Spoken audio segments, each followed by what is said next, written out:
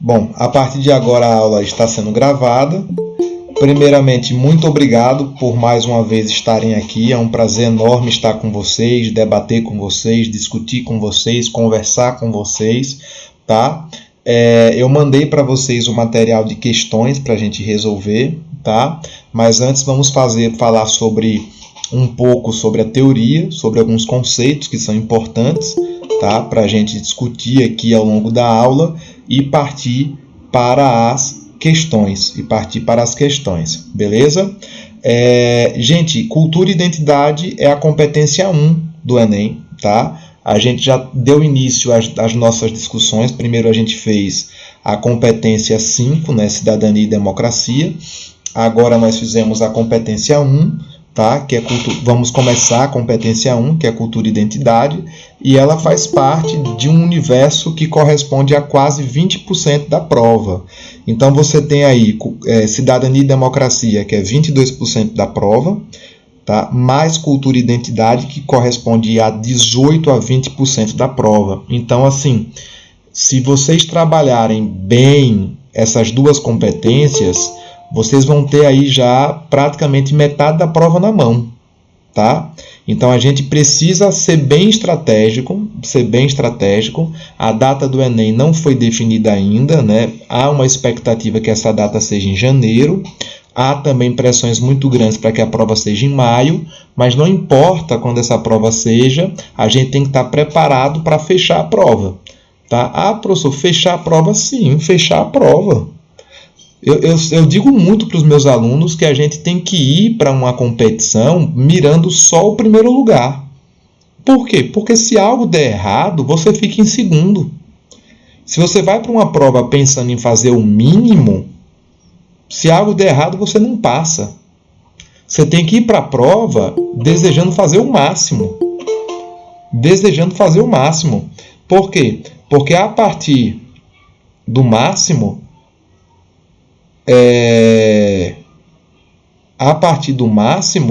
a gente, se der algo errado, a gente, por exemplo, pode ficar com 44, com 43, né, mirando os 50 pontos, né, para fazer as 45, exatamente, beleza? Não tem problema não vazar o link da aula, a aula é aberta, tá?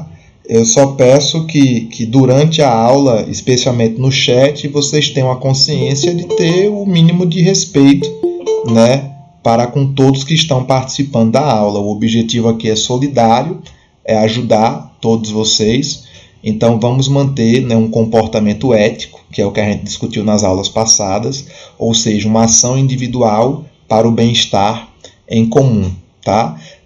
Então pode vazar o link. A ideia é que se vaze mesmo o link, é que o link seja distribuído para todos, tá? É uma aula aberta, uma aula pública. A ideia é que todos possam participar, desde que com o devido respeito a todos os integrantes da aula.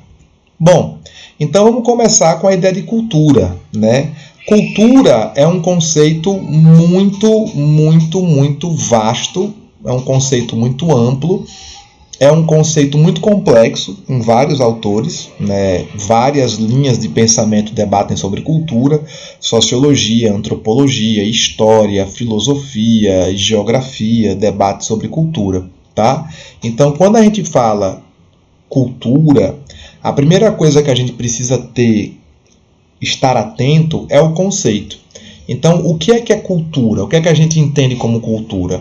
Cultura, ela corresponde a todo o complexo que inclui conhecimento, crenças, arte, moral, lei, costumes, hábitos, tá? A cultura, ela faz parte de um elemento que nós chamamos de identidade de um povo, identidade de uma sociedade em seu devido tempo histórico. Tá? É bom lembrar disso, porque a cultura, ela muda de uma geração para outra, ela muda de uma época para outra. Por quê? Porque a cultura, ela é transmitida de geração para geração. A gente vai transmitindo os nossos valores, e esses valores, eles são ressignificados, reinterpretados pela geração que recebe, de modo que é mais do que comum haver choques geracionais e choques culturais, né? O que é que a gente entende como choque geracional? Vocês sabem, Tá? Vocês já devem, por exemplo, ter ouvido seus pais, ou seus avós, ou seus responsáveis, as pessoas mais velhas que convivem com vocês, dizerem bem assim: ah, porque na minha época, claro que na época era diferente, tá? Claro que na época era diferente. Por quê? Porque era uma outra visão de mundo, era uma outra concepção de mundo, tá? Vocês sentem isso inclusive com seus irmãos mais novos, tá? Que já tem uma outra visão de mundo, ok?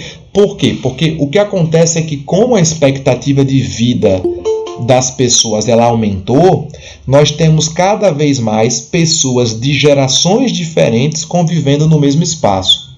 E aí eu pioro, porque com a globalização você tem agora pessoas de lugares geográficos diferentes, com comportamentos completamente diferentes, vivendo no mesmo espaço, né, compartilhando a sua própria cultura. E é claro que isso vai trazer estranhamento.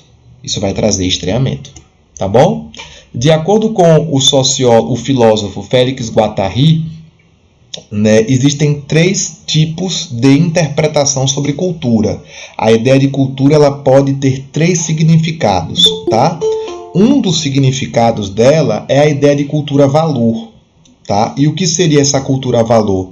A cultura-valor é uma concepção na qual a gente tenta hierarquizar a cultura. A gente tenta dizer que a cultura de A é melhor que a cultura de B.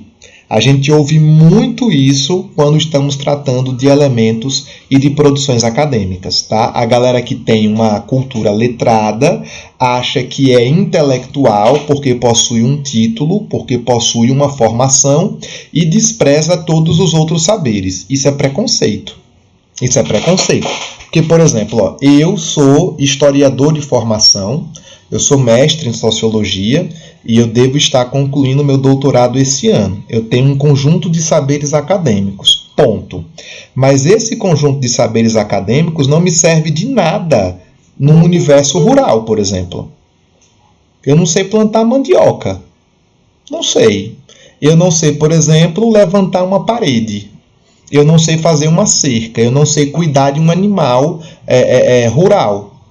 Então, eu tenho uma cultura que me serve para algumas coisas, mas não quer dizer que a minha cultura é superior à de outras pessoas. O homem do campo ele é tão intelectual quanto eu, no universo dele. Entende o que eu quero dizer? Então, essa ideia de hierarquização de cultura, ela faz com que nós tenhamos alguns comportamentos, como, por exemplo, os preconceitos linguísticos, né? Quando você pega uma imagem dessa, a gente adora corrigir erro de português, né? A gente chega lá e fala: servir um suco natural do pó do Guaraná afrodisíaco, né? Erro, né? Tá fora da norma culta. Esse aqui é verdura sem agrotóxio. Ou, por exemplo, peixaria temos peixe, tá? Ou esse aqui, ó, seja bem-vindo e experimente a linguiça. Tá? Quando você pega, por exemplo, essas expressões, a gente pode considerar que elas estão erradas? A gente pode considerar que elas estão erradas? Sim ou não? O que é que vocês me dizem? Não, não estão erradas. A norma culta é apenas um modelo. Ela não quer dizer que é o modelo único. Qual é o único papel da mensagem? Qual é o papel que a mensagem tem que ter? Transmitir uma informação. Se o emissor da mensagem transmite uma informação e essa mensagem ela é entendida, já foi. Obviamente que você tem variações linguísticas de lugares para lugares, de comunidades, de grupos sociais. Então você não pode chegar da altura da sua informação e falar: isso está errado. Não, isso não está no seu padrão. Isso não está no seu padrão. Beleza? Então, porque nas provas, né, na redação, se exige a norma culta. Entendeu? Então, assim, você precisa se adequar àquela norma, mas não quer dizer que você estando fora de norma significa que você esteja errado.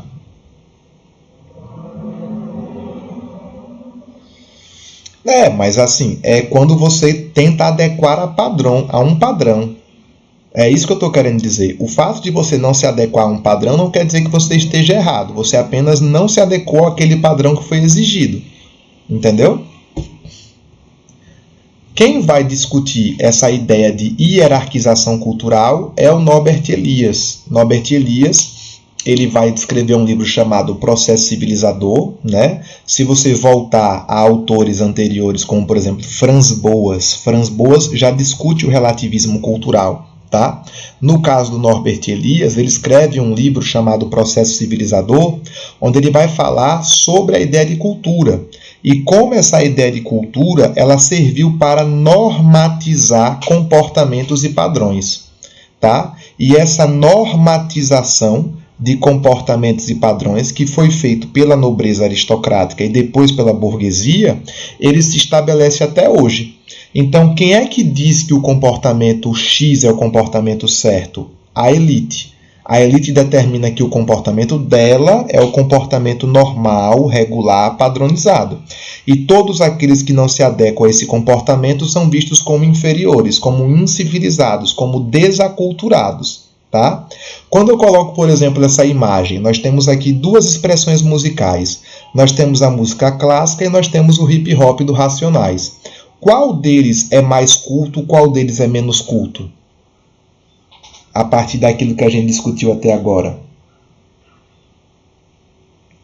E aí?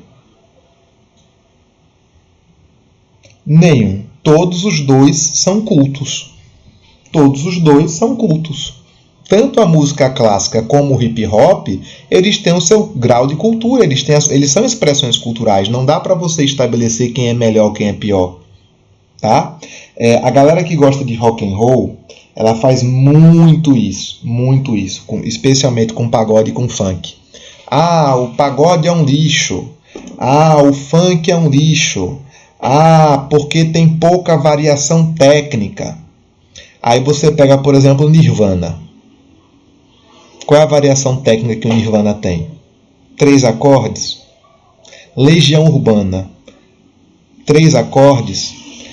Camila, no caso aqui do hip hop, o preconceito que se tem com o hip hop é o mesmo preconceito que se tinha com o samba e com o jazz no passado.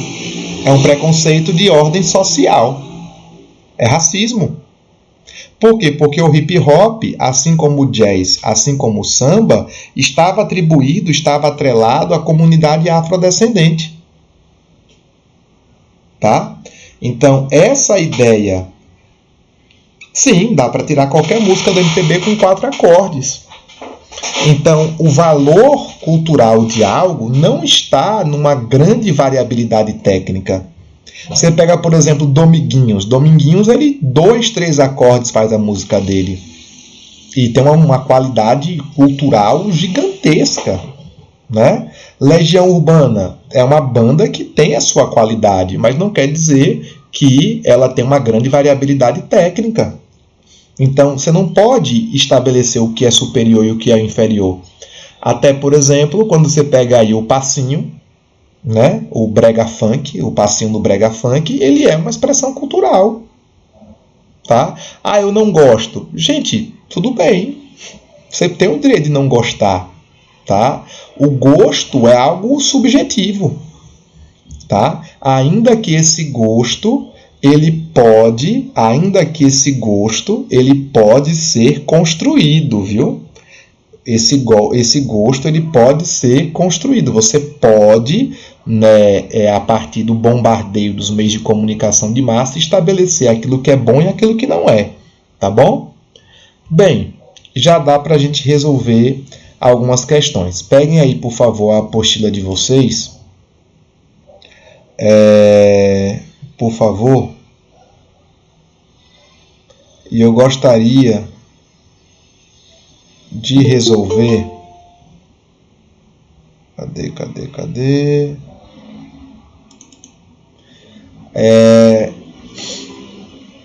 Eu gosto. Vocês estão aí com o material na mão? Pronto. Eu gostaria que vocês fizessem a primeira questão. Rapidinho. Eu peguei o material errado.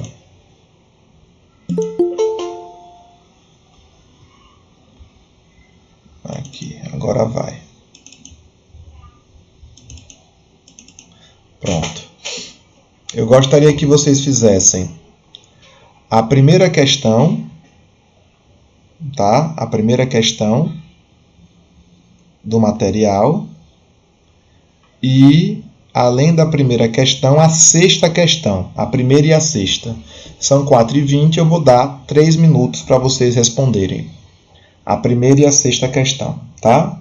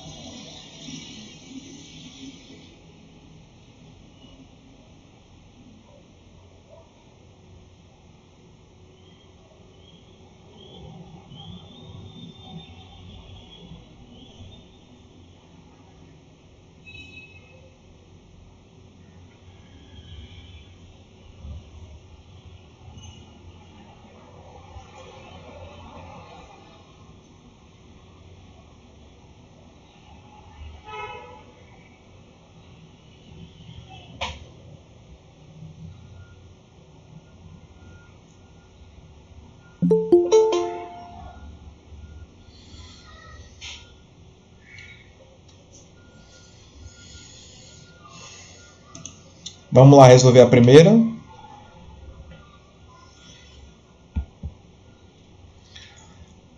Posso começar? Tô calmo. Mais um minutinho aí para a primeira.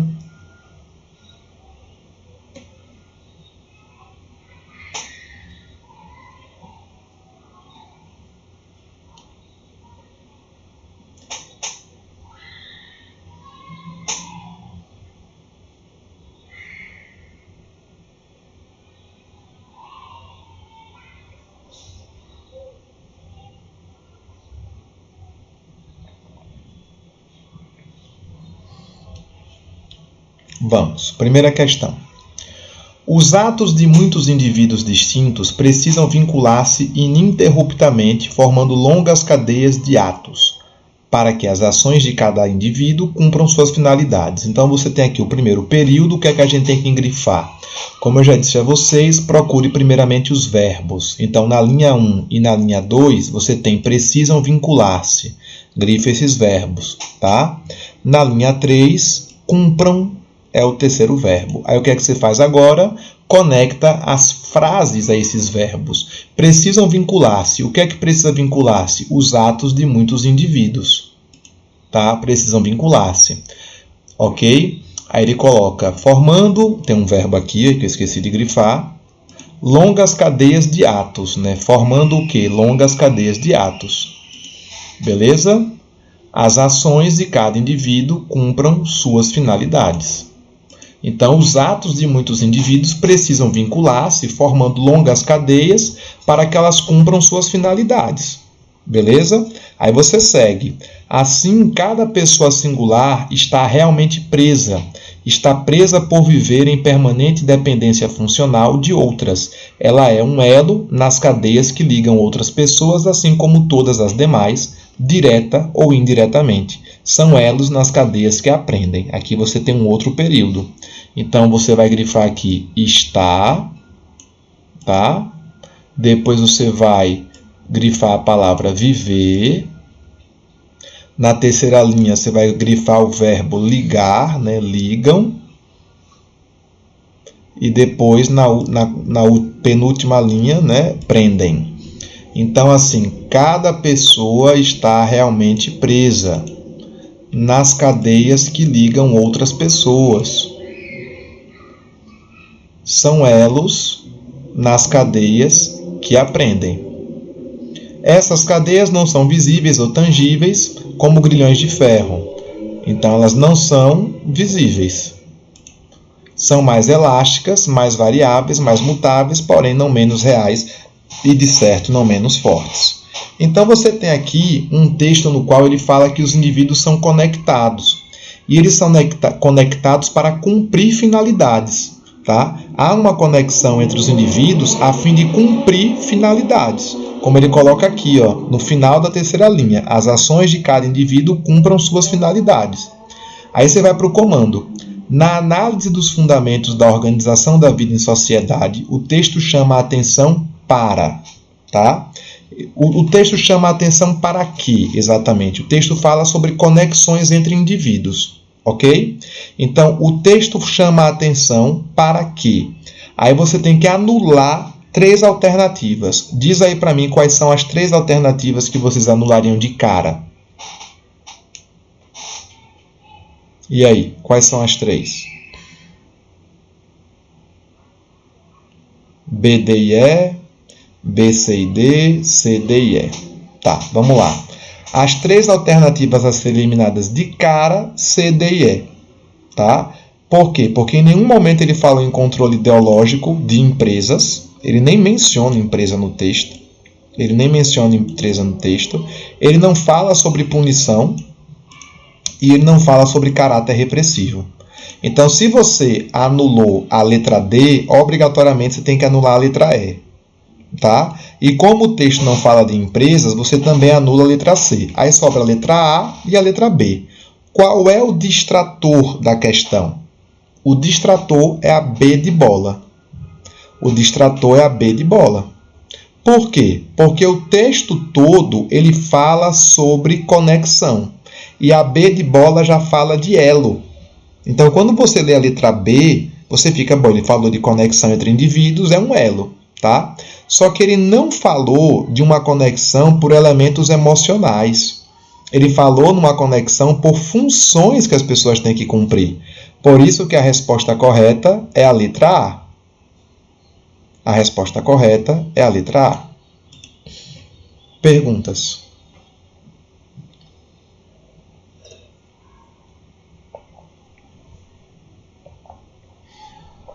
Então vamos para a próxima questão. Sexta questão. Na sexta questão, ele coloca um texto sobre o hip hop. Aí ele fala o seguinte: o hip hop teria nascido em 68, baseado em 2 movimentos. A maneira como se transmitia a cultura dos guetos americanos, daí o nome no jeito de dança popular da época, que reunia saltar, hop, e movimentar os quadris, hip. Ao chegar no Brasil nos anos 80, a ligação entre cultura, dança e lazer se estreitou a ponto de deixar no ar a pergunta: é um movimento cultural ou político? É por meio do canto, da dança e do grafite que os participantes do hip hop demonstram suas posições políticas e ideológicas, explica João Batista de Jesus Félix, pesquisador, cuja preocupação central era justamente descobrir que esse movimento social entende por política e o que estava por trás de declarações polêmicas como a do rapper Mano Brown, dos Racionais MCs, que resumiu seu trabalho de forma inusitada: eu não faço arte, a artista faz arte, eu faço arma, sou terrorista. Tá? Bom, nós temos um texto que ele fala sobre o hip hop e ele dá aqui no texto exatamente o que é entendido pelo hip hop. Ele coloca aqui, ó, é por meio do canto e da dança e do grafite que os participantes do hip hop demonstram suas posições políticas e ideológicas. Tá? Paulo, e por que Mano Brown falou que ele não faz arte? Por que Mano Brown falou que ele faz arma? Porque na visão do cantor do hip hop, nesse caso do rapper Mano Brown, ele está dando ferramentas para os grupos que são reprimidos de se expressarem e de contestar o sistema que os oprimem. Beleza? Então, a expressão artística analisada no texto pode ser considerada tanto cultural como política. Por quê? Resposta. Por quê?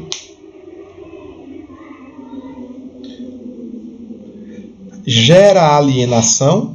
Não. Ela não gera alienação, ela combate a alienação. tá? Ela pretende arregimentar grupos para aceitação dos interesses do governo? Não. Ela pretende contestar o sistema, né? Contestar o governo. C. Expressa os planos do governo? Não. Expressa os interesses de uma parte que é excluída da sociedade. Por isso que a resposta é a letra D de dado. Beleza? Alguma pergunta?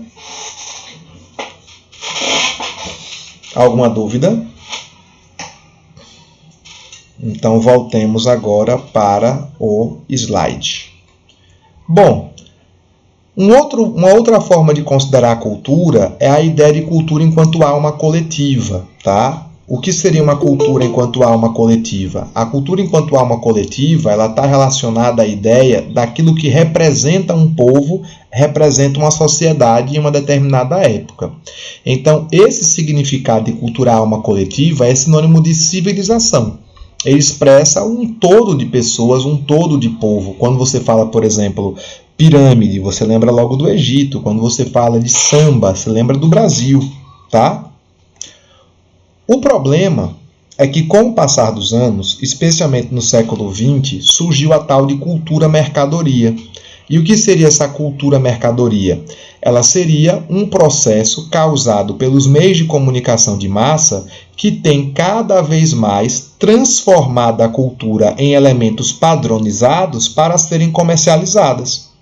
E qual é o problema disso? O problema de você padronizar a cultura é que você tira das pessoas a sua originalidade. É aquilo que o Stuart Hall vai chamar de apropriação cultural. Tá? Quando você pega, por exemplo, um determinado objeto cultural de uma sociedade e transforma numa mercadoria, você está tirando daquela sociedade o elemento que lhe é mais caro, a identidade. Observe quantas coisas foram tiradas dos povos africanos, quantas coisas foram tomadas dos povos africanos e foram simplesmente negadas em sua origem, negadas em seu sentido. Paulo, então, por exemplo, eu não posso usar dread. A ideia de apropriação cultural ela é mais complexa. O que é a ideia de apropriação cultural? É quando você nega a origem e muda o sentido. Por exemplo, quando um homem negro usa o dread, ele não está usando apenas um corte de cabelo. Ele está usando um elemento que tem uma representação cultural. Lembrando que dread não é a mesma coisa que trança, tá? Trança é outra coisa. Beleza? Eu vou dar um exemplo que talvez afete mais vocês. Quando uma pessoa pega o forró, tá? E diz, ó, aqui o forró agora ele não é mais nordestino. O forró ele é uma música brasileira. Você está se apropriando de uma cultura que é nordestina e está negando a origem e alterando o sentido. É a mesma coisa de eu pegar, por exemplo, a Guarânia, que é uma música do Centro-Oeste brasileiro, e dizer que não é do Centro-Oeste. Entenderam? Então, a apropriação cultural está vinculada à negação da origem e à mudança do sentido. Tá? Bom, os primeiros caras a estudar essa questão da massificação da cultura foram os membros da escola de Frankfurt, né? Theodor Adorno e Max Horkheimer, que estudaram aquilo que eles chamaram de indústria cultural. O que é indústria cultural? A indústria cultural é um termo desenvolvido para denominar, né, a produção da cultura em escala industrial, ou seja, a produção de uma cultura mercadológica para ser vendida para a sociedade. E essa venda se dá pelos meios de comunicação de massa, de tal modo que eu não só uniformizo os valores, como também eu uniformizo e os gostos, aquilo que é consumido. É exatamente a ideia de cultura de massa. Eu vou dar um exemplo. O sertanejo universitário, ele é o produto hoje mais bem acabado da cultura de massa brasileira. É como se, por exemplo, não existisse mais outro tipo de música no Brasil que não seja o sertanejo universitário ou o funk. Vocês conseguem imaginar outro estilo de música? Claro que a gente sabe que existem outros estilos de música, mas quais são as mercadorias que são vendidas? Sertanejo universitário e o funk. São os nossos produtos comercializados musicalmente falando. Tá? Eu vou dar um outro exemplo, K-pop. Vocês conhecem K-pop, música coreana? BTS, por exemplo. O K-pop é um grande exemplo de mercadoria, tá? Que tem os seus objetivos econômicos, obviamente. Tem os seus objetivos econômicos, mas ele também tem problemas. Por que ele tem problemas? Porque ele acaba uniformizando os elementos culturais, tá? E, consequentemente, negando o espaço para outras manifestações. É aí que entra a importância do patrimônio. Porque o patrimônio cultural é um elemento tão importante e que se busca ser tão preservado? Porque o patrimônio está atrelado à identidade de um povo ou a um espaço de memória. Ele se refere a uma memória ou a uma identidade, tá?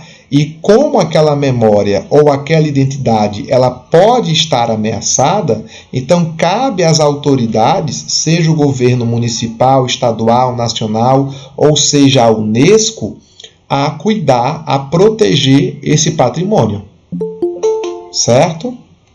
Então, nós temos dois tipos de patrimônio: o patrimônio material, que é aquele que é palpável, aquele que você pode tocar. Esse patrimônio material, ele pode ser móvel ou imóvel, tá? Você pode deslocá-lo de um lugar, então ele é móvel, tipo uma estátua, tipo uma obra, um livro, tipo um quadro, tá? Se você não pode deslocar, ele é imóvel, tá? Por exemplo, o Centro Arquitetônico do Pelourinho, lá em Salvador, é imóvel, tá? Igrejas, palácios, são imóveis, mas são palpáveis, tá bom? A Biblioteca Nacional, o acervo da Biblioteca Nacional, tá? Um outro tipo de patrimônio é o patrimônio imaterial. O que é o patrimônio imaterial? É aquele que está vinculado às práticas, representações, modos de fazer ou costumes, tá? Danças típicas, comida típica, festivais folclóricos, beleza? Isso faz parte da nossa cultura imaterial. Remete-se a um modo de fazer, a uma memória, beleza? E aí, diante disso, vamos para as questões. Eu vou querer que vocês façam a questão de número 2, a questão de número 2, a questão de número 3, 2, 3 e a questão de número 7. 2, 3 e 7.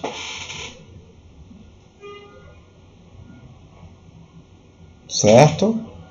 Vou dar 4 minutos. Podem começar a fazer.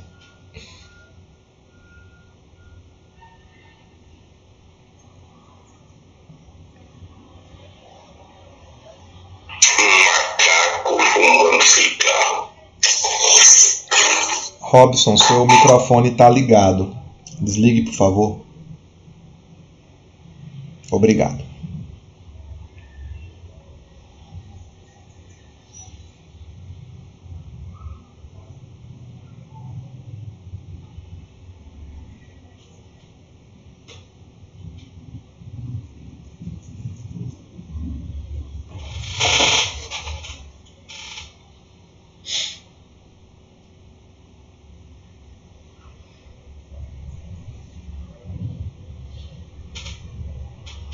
Não diz a resposta ainda para a gente resolver e ir tirando as dúvidas de cada um de vocês.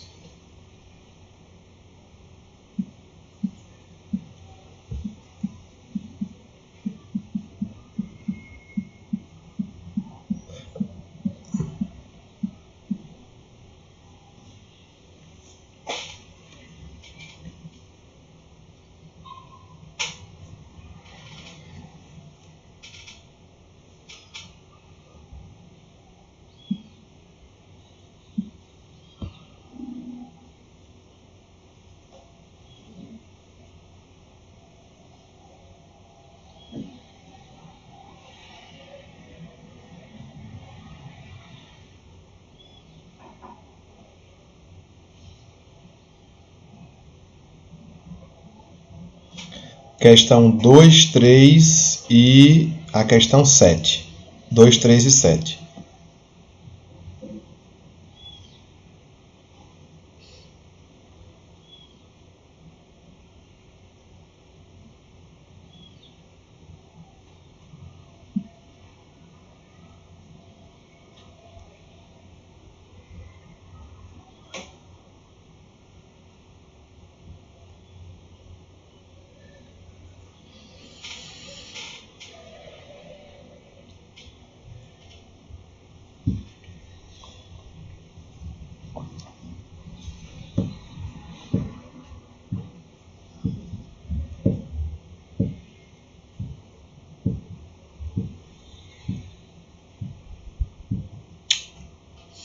Posso fazer a 2?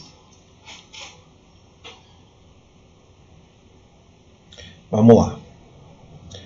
Questão 2. Típica questão do Enem. O Enem adora essas questões de patrimônio. Adora. O Enem, ele gosta de cobrar. É praticamente uma questão certa na prova de vocês. Ele coloca aqui, ó. São mais de 27 mil quilômetros de estreitas vias construídas há centenas de anos. Talvez há mais de 1000. Como supõem alguns estudiosos, em rotas que seguem sinuosos contornos entre milhares de montanhas das Cordilheiras dos Andes, passando por territórios que hoje são de 6 países diferentes, mas que foram feitos quando a região noroeste do continente era dominada por um único e pujante império. Aí aqui está o segredo do texto, ó. Os caminhos incas são a parte da herança dos povos originários do continente escondida no maior labirinto natural do mundo. Tem uma parte importante aqui. Os caminhos incas são a parte da herança dos povos originários. Todo esse texto, tudo isso que está aí, é só por causa dessa frase. Tá? Porque quando você entende que os caminhos incas fazem parte da herança, aí você vai para as alternativas e ele pergunta o seguinte: a titulação de patrimônio da humanidade ao conjunto viário do Império Inca resulta de quê? Por que ele virou patrimônio? Porque ele faz parte da herança. Consequentemente, resposta correta, letra E. Importância histórica, cultural e natural para a humanidade. Tá? Então, quando você domina a técnica de saber o que você tem que grifar, saber como você vai grifar, saber o que você deve grifar, gente, mesmo que você queira errar a questão, você não consegue. Ah, Paulo, eu ainda estou errando. Sim, não tem problema, a gente vai testando, a gente vai treinando. Com o passar do tempo, o seu olhar vai ficar tão direcionado que você vai bater o olhar na questão e já vai saber responder. Tá? Posso fazer a terceira?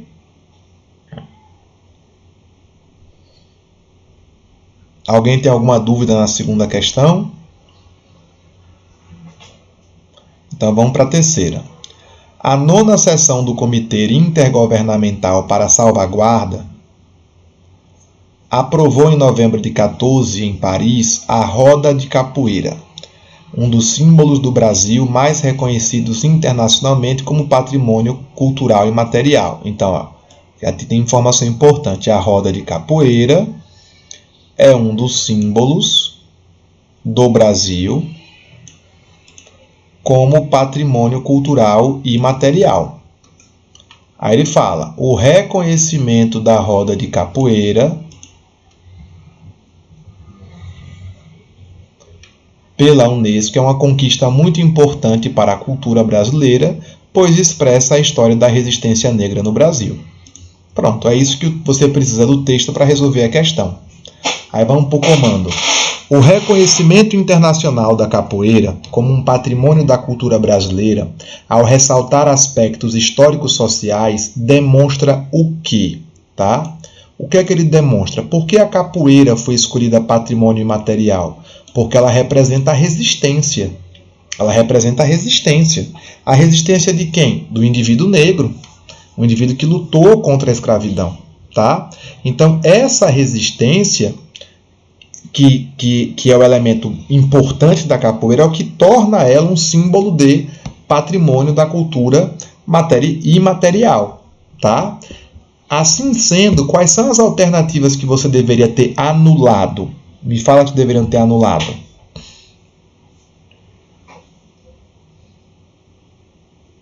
E aí?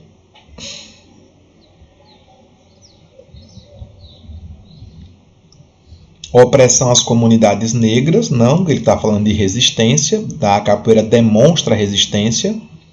Definição do que é patrimônio cultural atende critérios comerciais, também está errado, tá? Aí sobra A, C e E, tem que anular mais uma.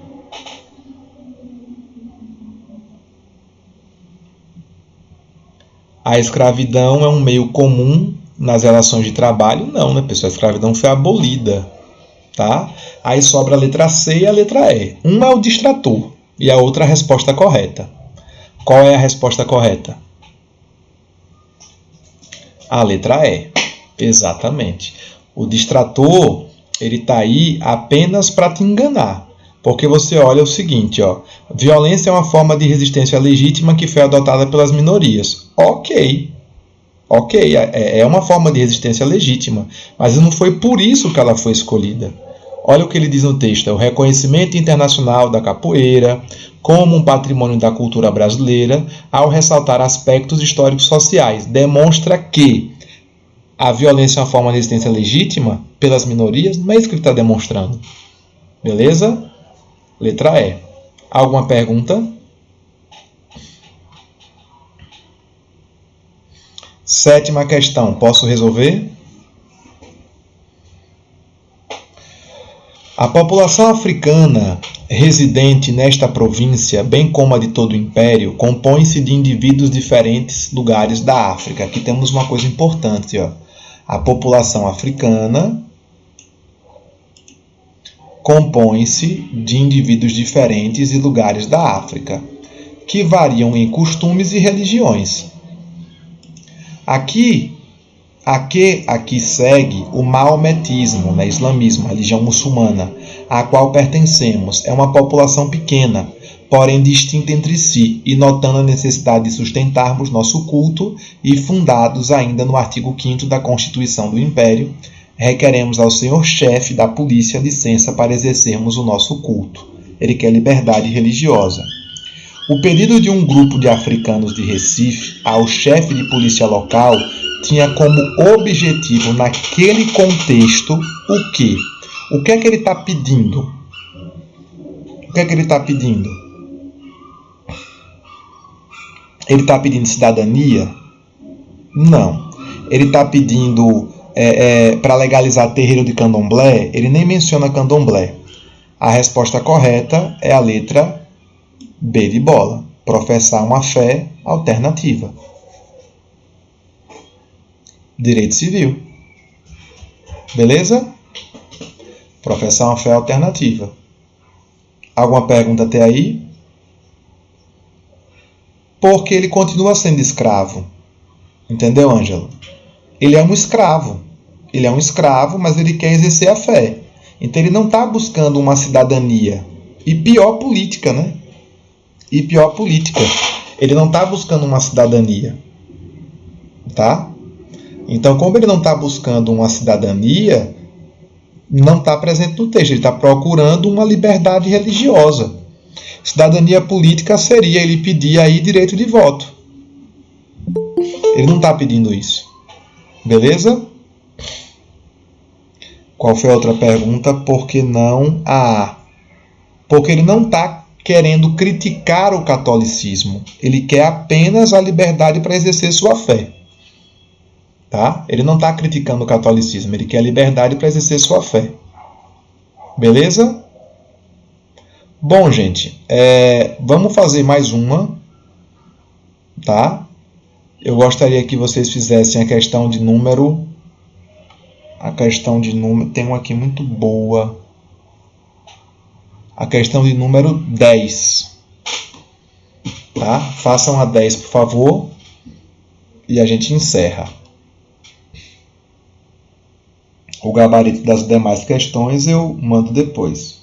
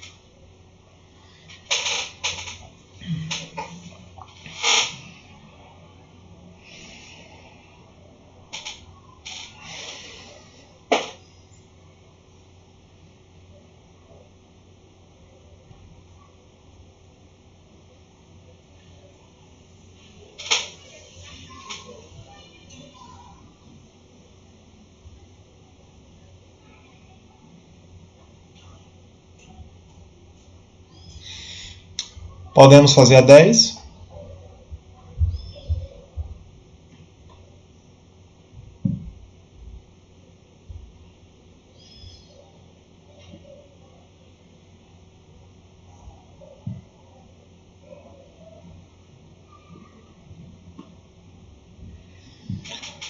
É amplamente conhecida a grande diversidade gastronômica da espécie humana. Frequentemente, essa diversidade é utilizada para classificações depreciativas. Assim, no início do século, os americanos denominavam os franceses de comedores de rãs. Os índios Kapur discriminam os timbiras, chamando-os de pejoritariamente de comedores de cobra. E a palavra potiguara pode significar realmente comedores de camarão. As pessoas não se chocam apenas porque as outras comem coisas variadas, mas também pela maneira que agem à mesa. Como utilizamos garfos, surpreendemos-nos com o uso dos palitos pelos japoneses e das mãos por certos segmentos de nossa sociedade. Gente, isso aqui é uma típica questão de quê? Esse estranhamento. Etnocentrismo. Resposta correta, letra B de bola. Certo? Então, gente, a gente fica por aqui hoje. Próxima aula eu vou falar sobre cultura afro-brasileira. Vamos ter uma aula completa sobre escravidão e cultura afro-brasileira. E a partir disso a gente segue nosso percurso aí dentro de cultura e identidade. Tá bom? Eu que agradeço, tá? Muito obrigado. Vou interromper a gravação agora.